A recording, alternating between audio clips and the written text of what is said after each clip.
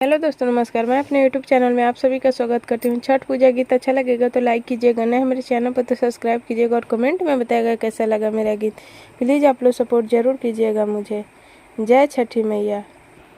सेवा का लगावे फूला बगिया, बीचे केलावा के गाछ, बीचे केलावा के गाछ, फूला लोढ़े चलली छठिया मैया, होते भोरे भिनुसार, होते भोरे भिनुसार, कुहुकी के बोलेली कोइलिया, पपिहा पूछे मुसुकाय, पपिहा पूछे मुसुकाय, कवन बरत छठी मैया आइले,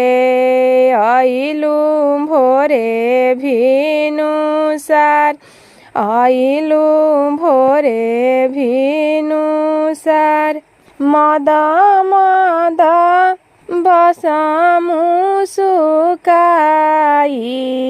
केसिया दिहली छितराय, केसिया दिहली लहराय, कार्तिक मासे छठी के बरतिया, नैहर में पूजन हमार, नैहर में पूजन हमार, सूरज भैया अइलन लिया मन, लेके डोलिया कहर, लेके डोलिया कहर, कवन सेवा कावायलन लिया मन, लेके डोलिया कहर, लेके